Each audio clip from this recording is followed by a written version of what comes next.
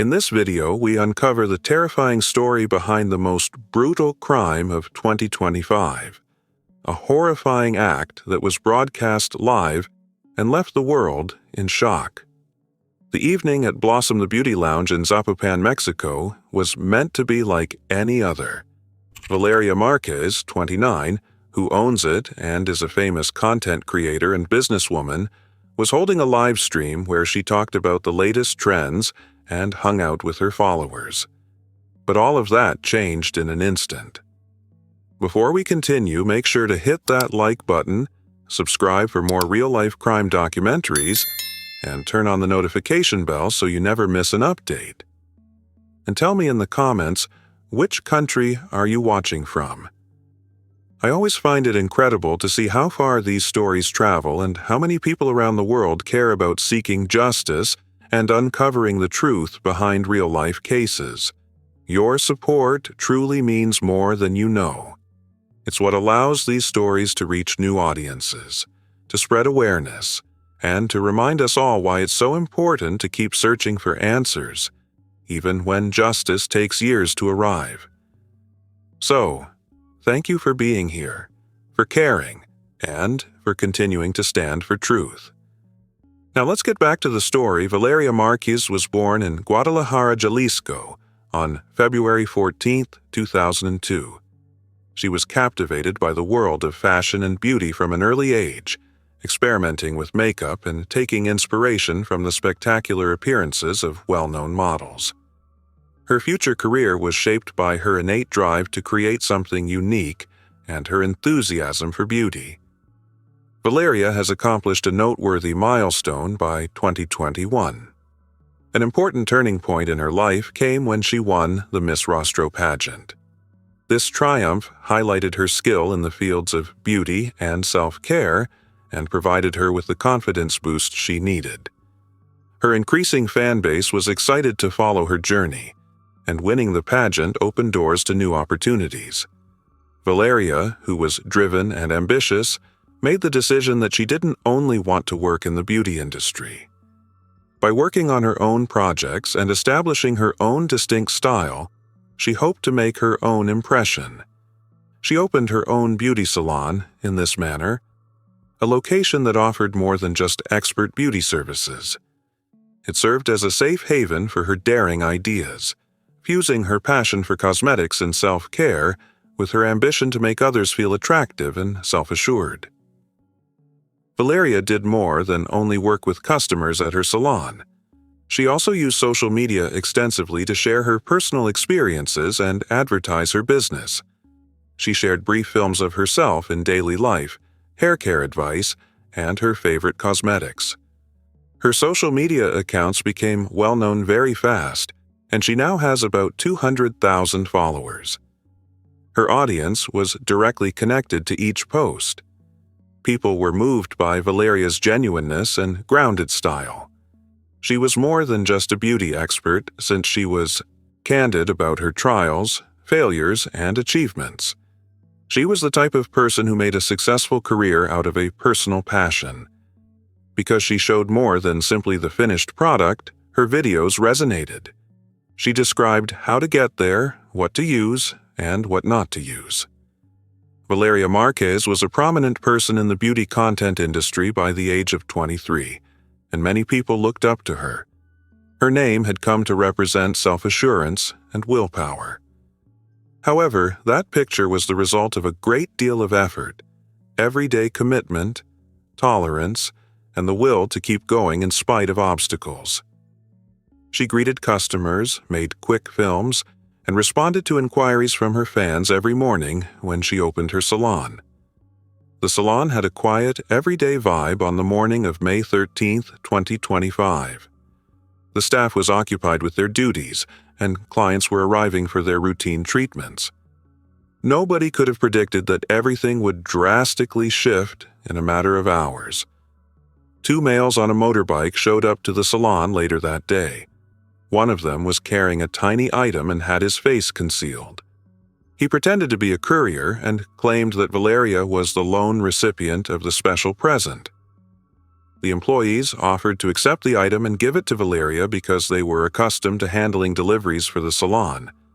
The courier, however, declined, stating that he would only give it to her directly. The men fled as soon as they found out Valeria wasn't there yet, but this raised some red flags for the team right away. They disappeared as abruptly as they had appeared, leaving nothing behind. Valeria was unaware of the previous meeting when she finally made it to the salon. She was informed by the staff about the two men who had insisted on giving the gift to her in person. Valeria became tense at once. Her response was obvious. She was concerned and perplexed as to why strangers with their faces hidden were determined to give her anything. She tried to tell herself that was probably just a misunderstanding, but her mind was racing with worries. Valeria was nervous, but she kept it to herself when she was around her clients. She concentrated on her task and concluded that interacting with her followers was the most effective approach to divert her attention. In order to discuss the newest hair care products and beauty trends with her following, she created TikTok and began a live stream. Valeria was her typical cheerful self that day, expressing her ideas for expanding the salon and showcasing new products that had just arrived. The conversation was lively. Words of support, love, and questions were pouring in from all directions. Valeria tried to ignore her discomfort from the last visit by maintaining a grin throughout. In the meantime, the salon continued to feel tense in a subtle way. Valeria tried to make the conversation lighthearted and upbeat, but she couldn't help but think of the men with the package. She repeatedly urged her team to restate the events, the people that entered, and their statements. Even as she continued to speak to her viewers during the webcast, the concern persisted. This was the beginning of a day that will eventually completely upend everything. Everything appeared normal from outside: work, live streaming, and incoming and departing clients. However, Valeria was already feeling a developing sensation of dread that she made a concerted effort to conceal from everyone. The two men returned to the salon doors at about 6:30 p.m. that evening. Valeria was inside at the time, live streaming and discussing new coloring methods and hair care regimens with her viewers. She was beaming as she expressed her excitement about upcoming activities in a calm, assured way. The pair of men loitering near the door were ignored by everyone in the salon, while the other continued to look about, surveying the area as though he was waiting for someone or looking for something. One of them grabbed onto the motorbike. As Valeria continued to converse with her audience, her live stream's viewership continued to grow. Everything in the salon was captured by her tripod-mounted phone. One of the men appeared out of nowhere, pushing the door open and entering with a determined expression. He wore a mask over his face and didn't glance around. He simply walked in Valeria's direction. Valeria was concentrating on the TV, but she glanced up to see the man standing directly in front of her. In a rapid, quiet voice, he said, "Are you Valeria?" The most dramatic aspect of the evening, according to investigators, started when she nodded and said, "Yes," after a little period of silence. Without hesitation, the man produced a weapon. He seemed to know exactly what he was doing because of how fast and accurate his movements were. A second shot came out practically immediately after the first. The sounds of those gunfire were so loud in the tiny salon that everything seemed to freeze in a split second. Valeria was hit in the head and chest by the bullets, and she instantly lost consciousness. At first, the salon employees who had been caught in this nightmare were stunned. The stylist Erica was the first to respond. As if to prevent the horrific images from being shown to the viewers in real time, she quickly and silently turned off the phone where the live stream was still running. Later, her composed, rather robotic response sparked inquiries. Why hadn't she flinched at all and done it so fast? However, nobody spoke aloud at that time. Everyone was too shocked. The women who had just been getting their hair done yelled and flinched in fear. A few leaped from their seats. Others began to shake and covered their faces with their hands. Uncertain of what to do next, the salon employees frantically hurried around. As soon as one of them attempted to check on Valeria, it became evident that her respiration had stopped. There was a dead silence in the salon, and every footfall, gasp, and hushed sob seemed to reverberate around the little room. One of the employees eventually called emergency services a few minutes after the gunfire. Another person phoned the police shortly after. The first official reports of what had occurred came from these callers. There was nothing anyone could do to help Valeria by then, though. Surrounded by individuals who couldn't believe this wasn't simply a horrible nightmare, her body lay still on the floor. It was authentic.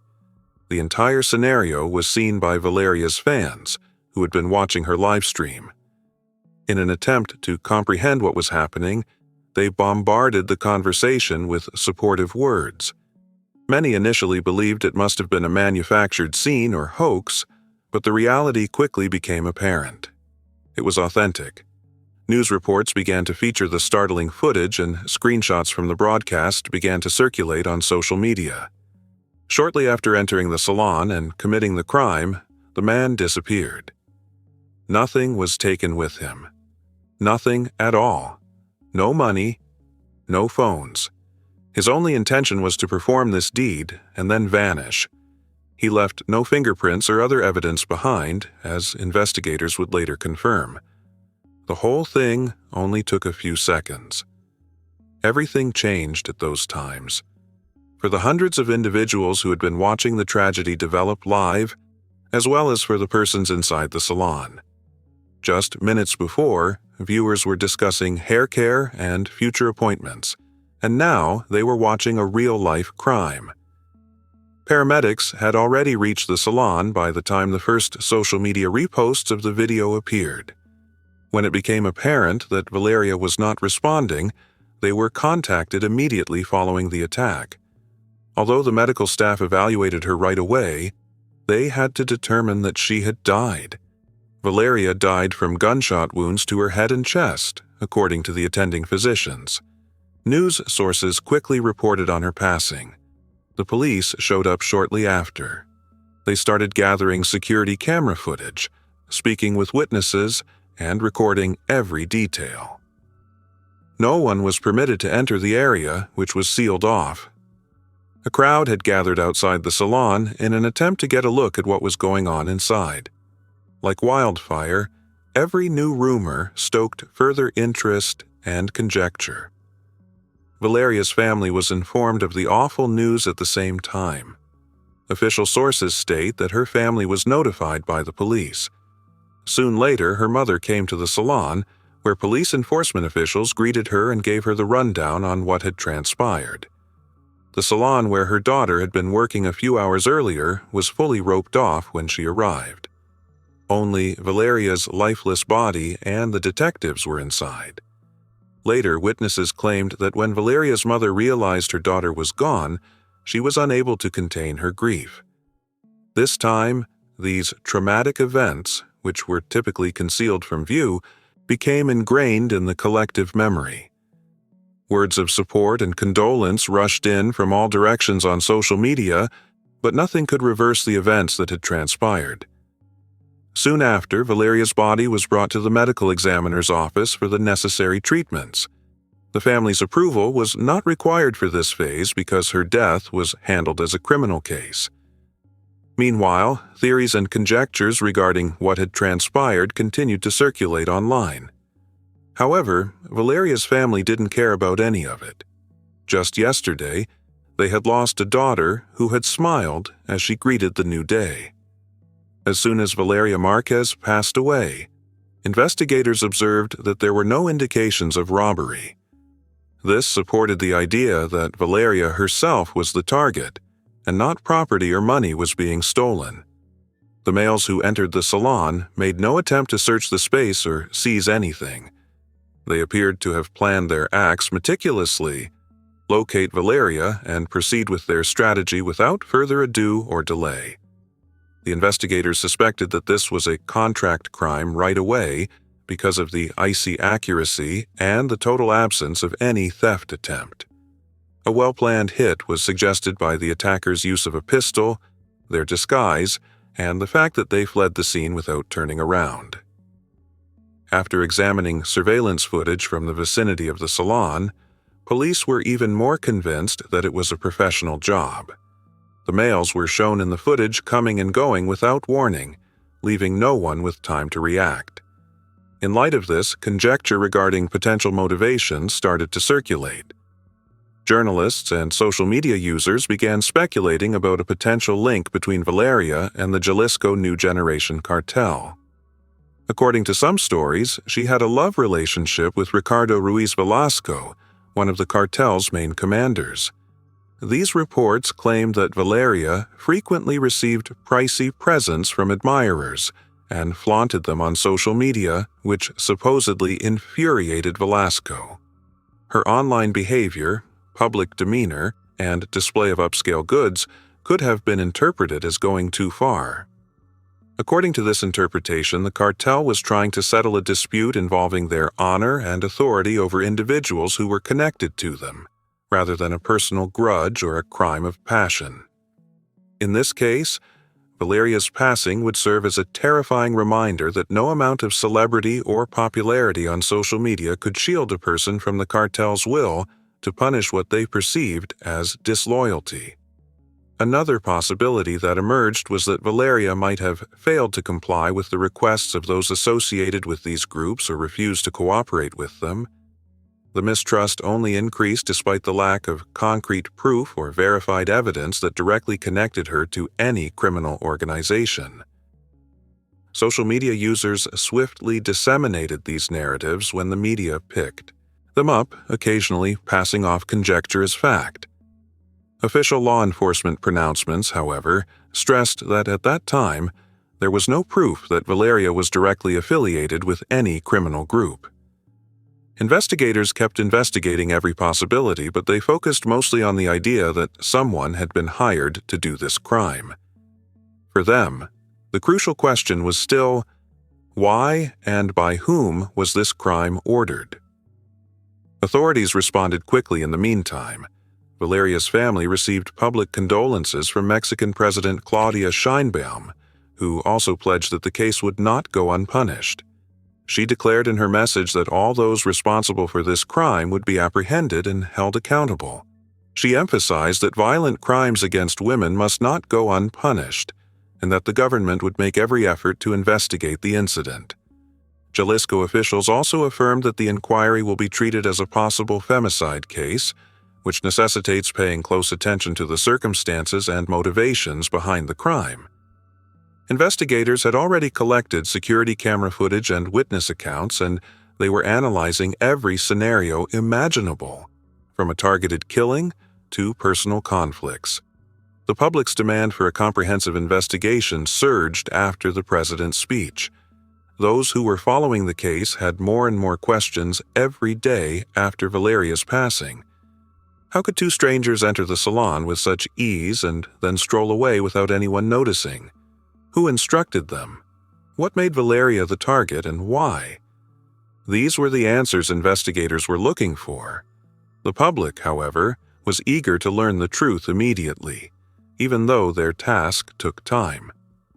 Her companion Vivian unexpectedly became the focus of attention following Valeria's passing. Her name kept cropping up in conversations, even though she wasn't at the salon when it all transpired. Valeria had received a stuffed pig as a gift from Vivian just hours prior to the attack. Valeria was persuaded to remain at the salon by her chat messages, which promised another surprise. Everyone who was aware of Valeria's last hours was alarmed by these recurring messages. Vivian was still messaging Valeria to keep her from leaving when the two men arrived for the second time. That seemed strange to many. There was a lot of conjecture on social media that Vivian might have anticipated what was going to happen, or at the very least, had a suspicion that something more significant was concealed beneath that seemingly innocent present. However, Vivian wasn't the only one who attracted attention. Another employee of the salon, Erica, was also suspected. She was the first to grab Valeria's phone and turn off the broadcast after the gunshots. In both the live video and the remarks left by viewers, the moment appeared eerily serene. Erica remained calm and did not scream. She simply put the phone aside and switched off the camera. People began to wonder if she had any knowledge of the impending attack and why she had reacted so calmly. When screenshots of Vivian and Erica's talks started making the rounds online, these questions became even more pressing. Vivian allegedly instructed Erica to switch off Valeria's phone at the appropriate time during these said conversations. According to one of the messages, Vivian instructed Erica to just stop the broadcast after everything had occurred and to avoid being close to Valeria. Although Erica seemed concerned in her response to these communications, she granted the request. Nobody was able to verify the authenticity of these screenshots. Even the most astute internet detectives were unable to determine if they were authentic or phony, because they dispersed over many groups and pages. Nevertheless, Vivian and Erica became pivotal characters in the developing narrative simply because of the rumors around these communications. It appeared to be a possible conspiracy to many. They may demonstrate that Valeria's friend and co-worker were involved in the crime if the communications were real. Furthermore, even more absurd rumors started to circulate. According to some, Valeria's voice could be heard faintly saying, "Vivian," on the livestream clip immediately following the incident. This moment swiftly took on a life of its own. Short recordings of this said voice went viral online with titles like Valeria's Ghost. Some people thought it was a coincidence, while others thought it was Valeria's voice communicating her final words from beyond. No one had verified the reported voice heard in the live stream, and neither the police nor any official sources had offered an opinion on the veracity of the purported messages exchanged between Vivian and Erica. The idea that Valeria's pals knew more than they were admitting was strengthened by these strange details: the plush pig, the conversations, and the rumors. However, no official charges were brought. All of these aspects persisted in the public's perception of what happened, being picked up by the inquisitive and the subject of constant online discussion. Thus, Valeria's closest friends continued to be the focus of suspicion. The public debated whether this was all a coincidence or a well-planned scheme in which each person had a specific role to perform as detectives worked to obtain evidence. Investigators were simultaneously investigating possible motives related to Valeria's private life. A string of communications from her ex-boyfriend was among the threads they extracted. Threats and insults were included in these communications. In one, he said that Valeria was unaware of his abilities, and in another, he predicted that she would come to regret this. Although prosecutors later stated that Valeria's ex-boyfriend was not regarded as a suspect in the ongoing inquiry, some internet users thought these remarks suggested a potential motivation based on personal retaliation. They said that there was no concrete proof linking him to the events in the case files. Nevertheless, his name continued to surface in public discourse, particularly after screenshots of his menacing texts started making the rounds online. Soon after, new rumors began to circulate, centered on Valeria's alleged personal and financial ties.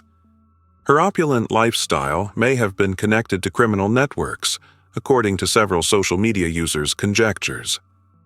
Pictures of Valeria posing at upscale hotels and on private planes, which some people felt didn't suit the image of a little beauty salon owner, served as fuel for these rumors. In the midst of all these circulating rumors, the prosecutor's office issued a formal statement clarifying that none of the social media reports had been confirmed. They discovered no connections between Valeria and any cartels or criminal organizations. Additionally, the agency pointed out that rumors of this nature merely served to divert attention from the actual inquiry by drawing it away from the facts and supporting evidence. Other explanations for what transpired began to emerge in the interim. Some suggested that Valeria might have been involved in a haphazard argument or miscommunication, but all theories remained theories. Neither Valeria's close acquaintances nor witnesses ever alluded to her involvement in any criminal behavior or risky relationships. These rumors were fueled in part by the media. Disseminated across several channels, reports with dramatic titles and captivating images frequently cause more confusion than they do clarification. Some news outlets added to the surge of conjecture by publishing contradicting information without fully confirming it in their haste to garner viewers. Every fresh news made folks wonder, what if these crazy rumors had some truth to them? People appeared to have forgotten the true story in all of this conjecture. Valeria was merely a young lady attempting to establish a career and make her audience smile. All of the discussion over her alleged guilt was merely conjecture. Given how readily fact and fiction may conflate online, Valeria's family made every effort to avoid these rumors. However, they believed that the inquiry would yield the information required to return Valeria's name to what it really stood for, that of a lady with goals and aspirations, rather than one enmeshed in a web of scandalous rumors. Vivian and other acquaintances of Valeria were also the subject of severe examination. Although there were many questions raised by their comments and actions, they were never charged. Vivian insisted on saying she was not involved in the incident. Erica, who was in the salon when the incident occurred and turned off the live stream, likewise stayed mute and avoided talking to reporters. Despite examining a number of major ideas, investigators were unable to locate any conclusive evidence to support charging anyone in Valeria's social circle. This caused a sense of worry and annoyance for the community. The fact that no one was identified as the culprit infuriated a lot of people. Although there were new posts and conversations every day, the public was kept in the dark about the investigation's conclusions. It meant only one thing to Valeria's family and loved ones. Her life was cut short, and the culprit was still unknown. Ultimately, Valeria Marquez's story never received the resolutions it merited. She was a young lady who was putting a lot of effort into developing her business and sharing details of her life with thousands of people. Additionally, she died while live streaming. Despite widespread public attention and media conjecture, the investigation never came to a definitive conclusion. This catastrophe serves as a sobering reminder of how fleeting life can be. That even those who appear to be in control can be at risk from unspoken tensions and threats. Friends and relatives of Valeria are left to live with unanswered questions. Valeria's death is still a terrible mystery, with no clear answers and no justice for everyone who followed her story. Thank you so much for watching. Some cases remind us just how dark the human mind can become, and how important it is to stay aware in a world that's constantly changing. The line between safety and danger can disappear in an instant, and that's what makes understanding true crime so vital.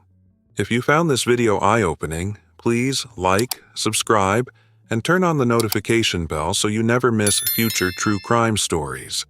Your support helps keep awareness alive, honors the victims, and allows these stories to reach more people who care about truth and justice.